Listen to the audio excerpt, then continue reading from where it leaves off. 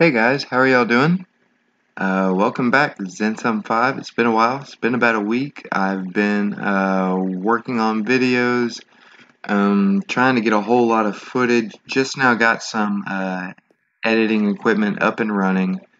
And in case you didn't notice, I had a little intro. It went a little bit overboard, but I had fun doing it. It was pretty much my tutorial for getting into this whole video editing thing as opposed to just trying to do it all in one take. So that being said, let's introduce you to a new friend. Actually, this should have been an old friend, but I had never run across it before. This is a vertical AND gate.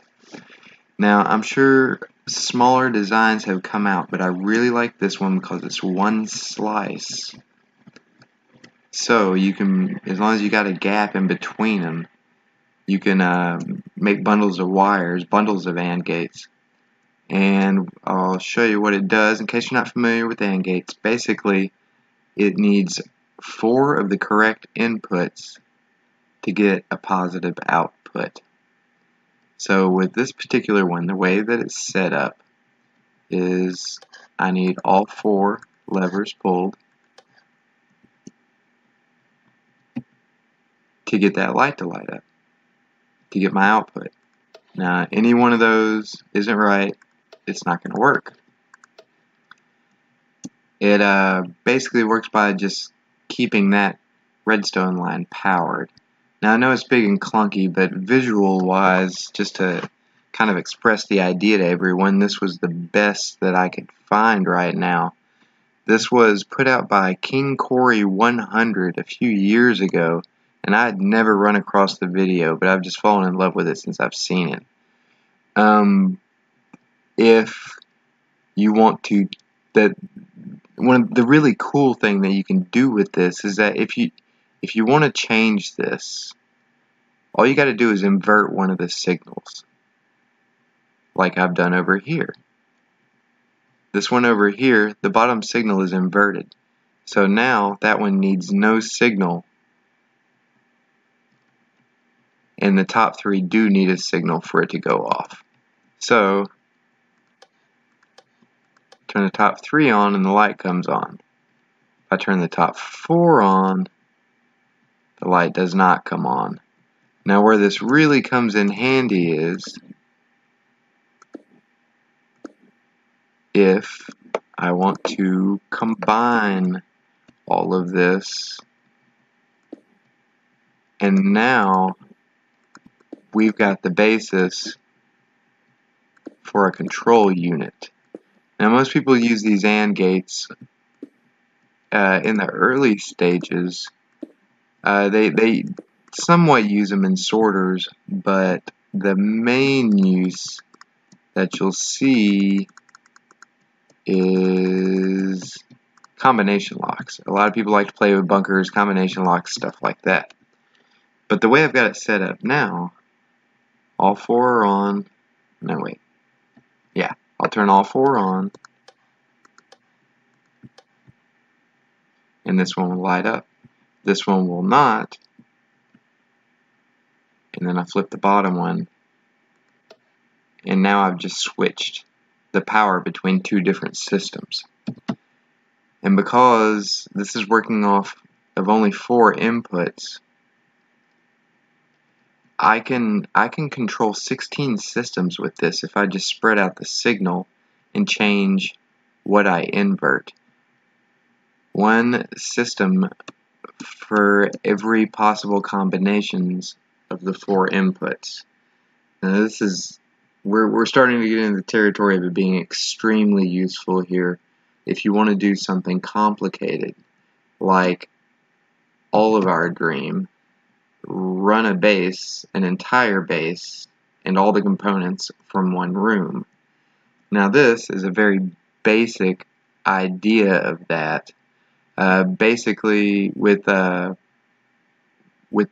inputs and a couple of repeater locks, and I got a purge button over there, I can go between each one of these colors represents a system, and I can program 4 functions for each system.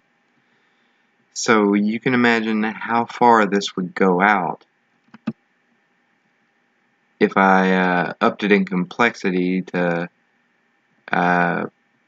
16, 64, just keep going up. Basically the way this one works is, let's make sure, turn that off. Yeah, that unlocks that. Turn these off.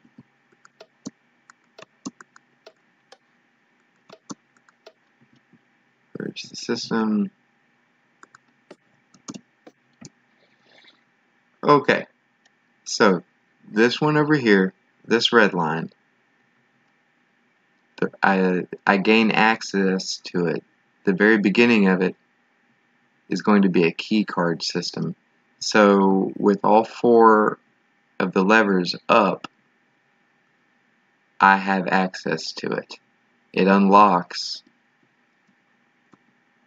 the locks that control my commands. So now I can go back here and I can lock in that code right there so that I can lock in access to the system. So once I now have access to the system,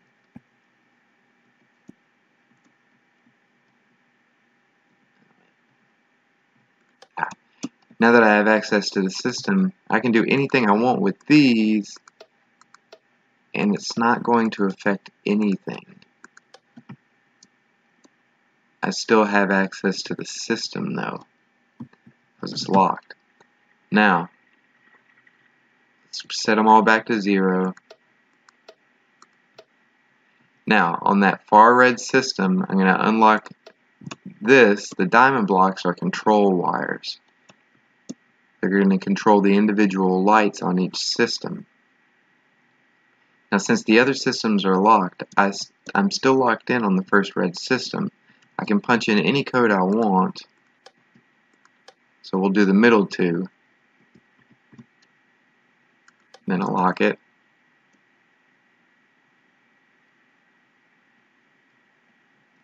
And those are going to stay in there.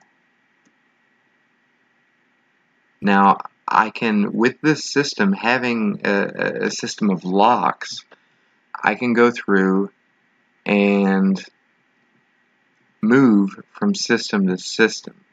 Now, I just wanted to show you this basic idea. I'm going to do another tutorial actually showing you the extent of what all I can do, because I can move in between systems while maintaining the memory in the other system.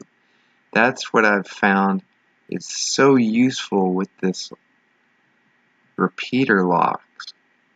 You can use them to store memory. So, let's see. Go ahead and set all the values back to 0. Unlock everything.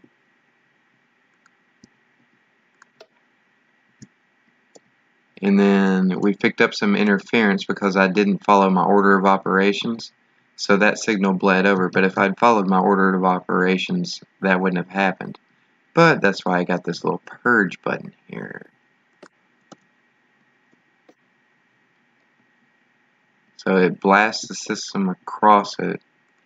And then I can do that. And it did not work. Oh, because that's not flipped. Huh. That's why it didn't work. But anyway, I can blast a signal across it, and it'll clear everything out. Anyway, I'm still getting down the order of operations just for using this thing, but it does work. Like I said, that's why I'm going to wait to do the full tutorial on it. But I wanted you to see what is possible just based off of a simple idea like this, and combining it with another simple idea that not enough people use or even describe. You don't see anyone talking about the locking repeaters, really. But this is the very bare bones of like a computer system. So, like, you may ask yourself, why would I want to be able to control that many outputs on components? Well, maybe, like I said, you just want to control everything in your base. But even if you don't want to control, like over here on this red one, that could be hooked up to your furnace array. The first one could turn on and off your fuel input. The second one, the item input. The third one could be the output. And the last one could be an item elevator to the next system. Now, yes, you could micromanage all of that, but you could also just set defaults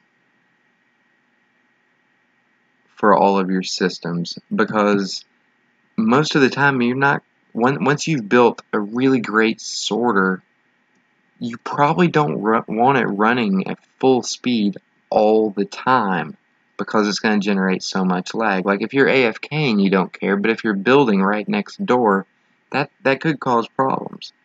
So if you could set to where, let's say, if the top two are lit, your entire filtration, smelting, and sorting system is running at half speed, that would be awesome.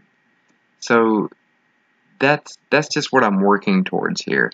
And I'm going to play around with this some more and make sure I get my order of operations down. I'm probably going to use a bunch of signs over there for the time being. And I'll be coming back to you with another video. Hope you guys enjoyed it, and hopefully next time there won't be quite so much user error. Thanks a lot, guys. I appreciate it.